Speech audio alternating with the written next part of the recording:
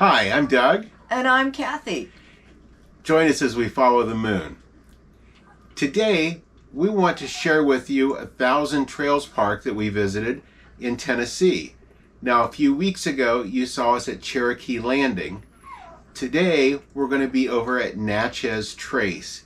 Natchez Trace is in Hohenwald, Tennessee. And come along and take a look at this park. Thanks. Well, if you come in off of Natchez Trace like most GPS will tell you to do, you'll be greeted by this. And as you get a little closer and take a closer look at that bridge, you'll see a few people have been greeted by that bridge.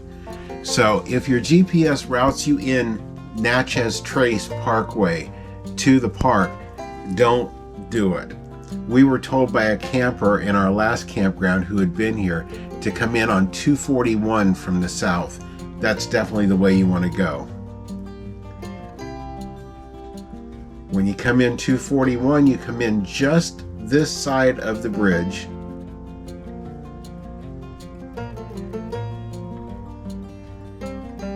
And the first thing you'll see is the ranger's office. It is all gated.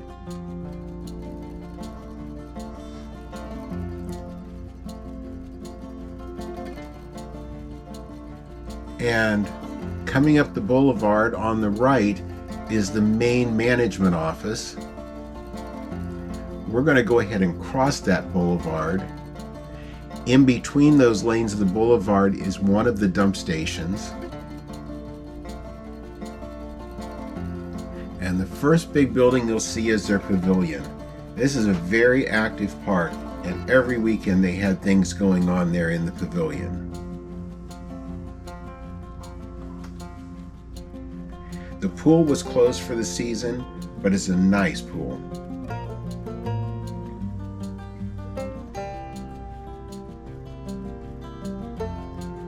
Now you see a building coming up there on the left. That's actually the back side of the trading post.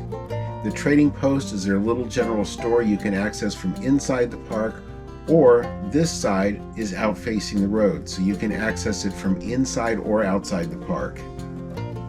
That's convenient. Very. Nice little store. We'll make a right here, and as we're going up through here, you'll see their green spaces, and everything's mowed and manicured. It looks beautiful. They kept it pristine. Yeah, they really did. All their grounds were really, really nice.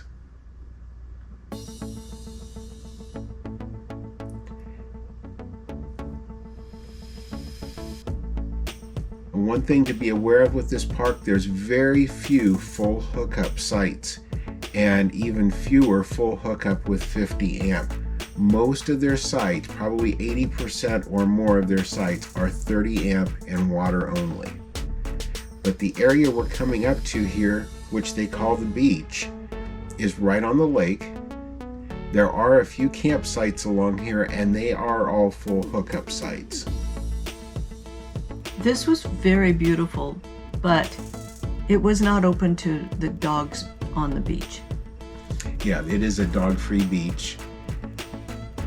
The sites there are nice and right there facing the beach. What a view. Oh, yeah. Yeah.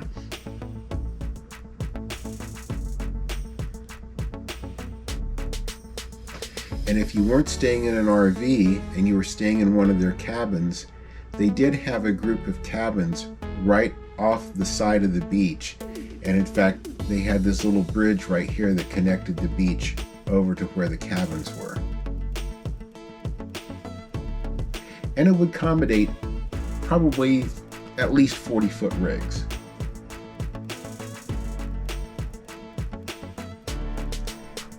Now we're going to leave the beach area and we're going back towards the far end of the boulevard, the entrance and exit lines.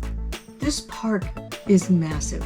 It is. It's 830 acres of land. There's 531 RV sites, but spread out over 830 acres. The one lake is over 3 miles long. There's tennis courts, and a beautiful miniature golf course.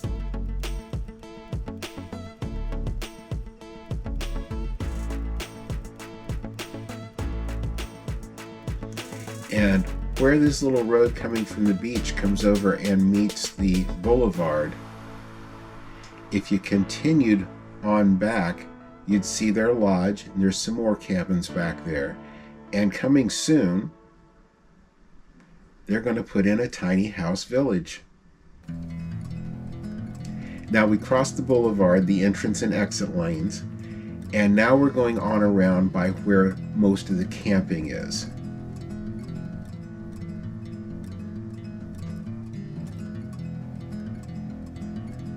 Now here on the left is a small loop of permanent sites. They are all full hookup, but they are permanent sites.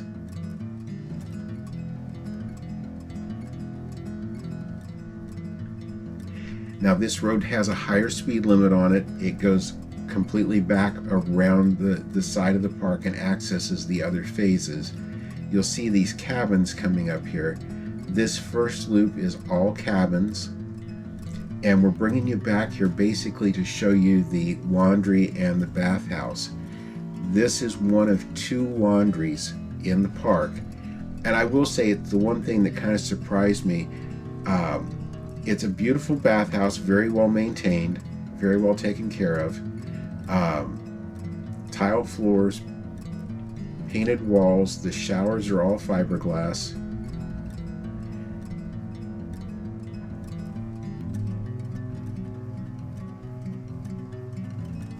It's very clean. Mm-hmm. Yeah, they did take very nice care. And again, to me, that's even more important when it's most sites don't have sewer. There was only 3 washers, 3 dryers in here. I think they were $2 a load. They never seemed busy, which surprised me with the lack of sewer in the park. And we're going to bring this back out again to the main road.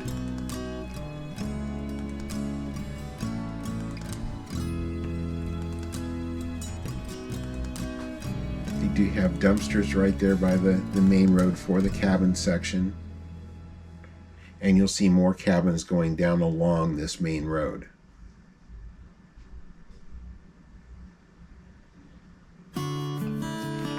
Now it does have like a 20-mile-an-hour speed limit on this road because there's no camping directly on the road, and it is quite a ways back around here to phase 1 and phase 2.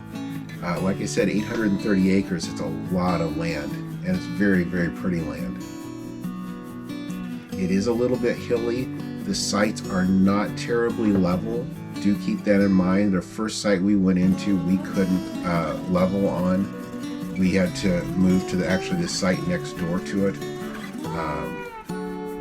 We went from a double 30 amp service, which would have been nice to have, but we went to a single 30 amp service, no sewer. Now this is the entrance to phase 1. This entire phase is water sewer only. These are not full hookup sites.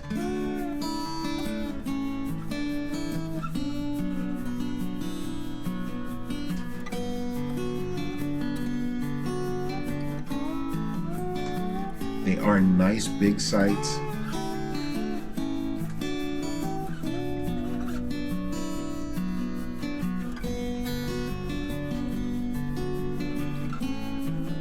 I love just driving through them. They were so pretty.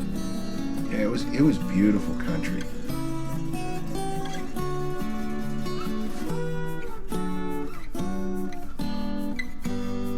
The Hohenwald is actually to the south and west of Nashville. It's actually a little bit south and west of Spring Hill. It took us probably close to an hour to make the drive up to Nashville, which we did several times while we were here at this park.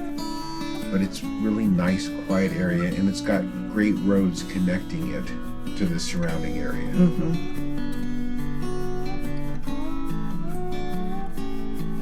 Yeah, we took off in all different directions. Yeah. Now they do have a shelter house there.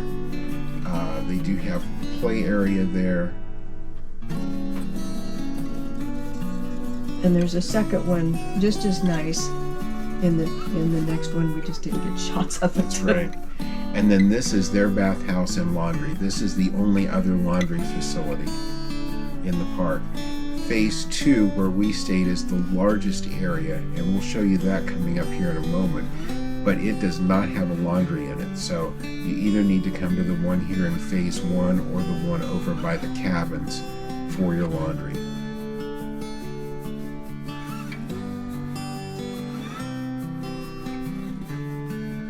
Or do what we did. Just let it pile up a little bit until you get to the next park. That's right.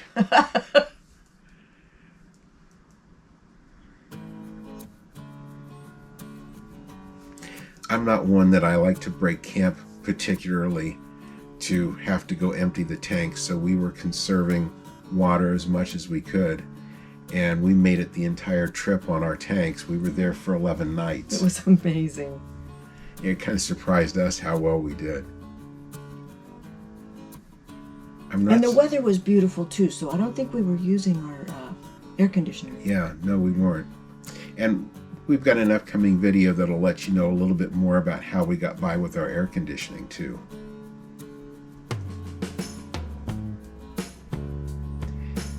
Now, coming back around the main road here, we're going to turn into the area where Phase 2 is. You'll see this large lot on the left. It's for the community center over here on the right, but it's a great place to hook up your rig or unhook your rig on the way back. This community center must be pretty new because it's a beautiful facility. It's got a big deck over on the end, picnic tables. There's a couple of grills set up on it. And there were a lot of activities going on. Yeah, this was a very active park. Now they've got air hockey, pool, ping pong. They've got library. Yeah, a little library area there, a little sitting room with TV. And if you go down this staircase, that lower door takes you into a storm shelter area. They also had a good gathering for church services on Sunday. Mm-hmm. I believe 9 in the morning they did a church service there every Sunday. Now coming on past that, we're going to go back into Phase 2, and you'll see by the structures on the right, the first loop that goes off are more permanent sites. There really are not anything left open in that for transients like us. So we didn't go back through that one. We came back through the first main entrance here. And as level as those sites look, the site we were in is coming up here on the right. The one just before it is one that we could not level in. So looks can be a little bit deceiving there as far as how off kilter some of those are. Another thing when you're coming in there, if you're following the names of the roads, I'm pretty sure this was the park where the names did not match up. I think that's right. And yeah, there wasn't one in there that matched what was the name on the map. So if you're going by the map like what we do when we come in there, don't go by the location and not by the names. Yeah. Now this is the bathhouse for Phase 2. There's no laundry in this one. There are trash dumpsters there as well as up towards the front of Phase 2. This loop, this entire loop back here does not have sewer in any of the sites, but all of these around the right-hand side are permanent. And the reason you have all these permanent campers is the view. Yes, it's so beautiful. They're putting up with not having a sewer hookup so they can have that view. And there isn't an open site along there.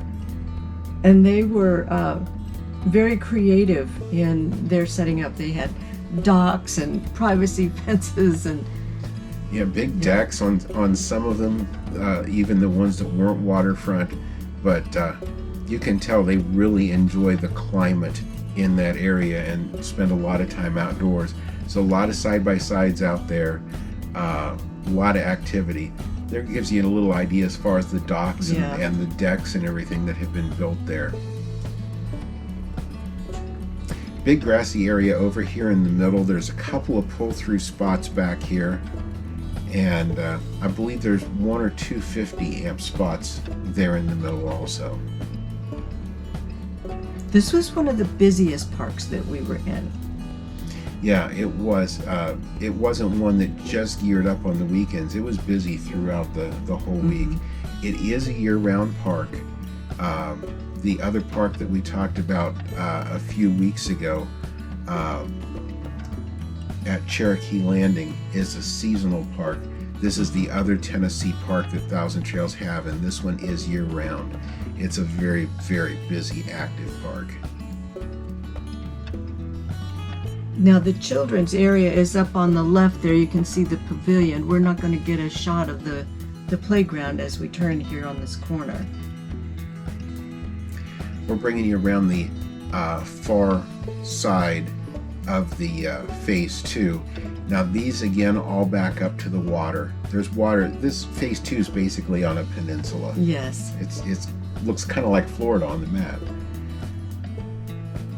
It had like little fingers of land sticking out around that everybody was parked around. It was really neat. And again, you can see the waterfront sites. Those people look like they've invested a little bit in their sites. Yes.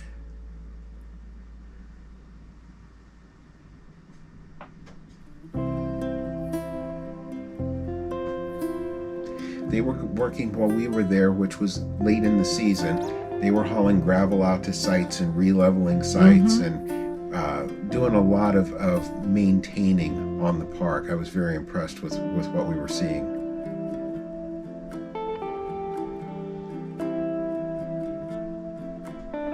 And we're starting to go back up now towards the front of phase 2 where we first came in. And you'll see a couple of sites up here on the right hand side. These are larger 50 amp full hookup pull through sites.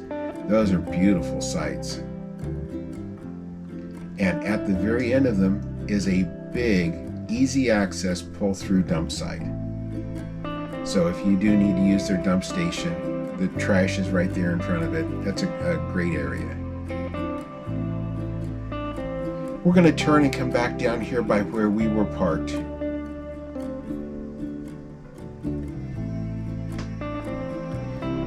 Again, most of the sites are going to be, in fact, the sign at the office said 30 amp and water only was all that was available the entire time we were there.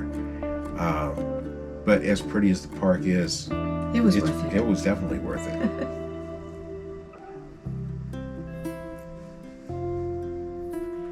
So Kathy, what did you think of Thousand Trails Natchez Trace? I really liked it. It reminded me a lot of places where I camped when I was a kid. And there were some nice people we ran into. Yeah, one of the first times we were out full timing, we met another couple who were actually just leaving their sticks and bricks on their first time out. Yeah. John, Elizabeth, and Isabel, Traveling Love Bugs. And there you can find them on Instagram. Great people. We spent an evening with them around a campfire. There was campfires everywhere every evening. A lot of socializing. In fact, our neighbors there, Mike and Jan, they're fellow Tiffanites, and we struck up conversations with them, and the next day, wherever we ended up going, we kept running into them there. So hopefully we will see you guys on the road again real soon. And it was a beautiful park. It really was. Very well maintained, very well kept. So if you've liked our video today and you're new to our channel, please subscribe. We do appreciate that. Ring the notification bell. That way you'll know if we have additional videos coming out other than our normal Friday morning 9 a.m. Eastern. And if you'd like today's video, be sure and give us a thumbs up. That means a lot to us. Yes, it does. And thank you for following us as we follow the moon. Thanks. Thank you for watching this video. We hope you've enjoyed it. Please be sure to subscribe to our channel and be sure to ring the notification bell so you'll know when we have new videos listed. Also be sure to check out our blog at followthemoon.us and also our Facebook page at Follow the Moon and on Instagram at Follow the Moon Travel. Thanks.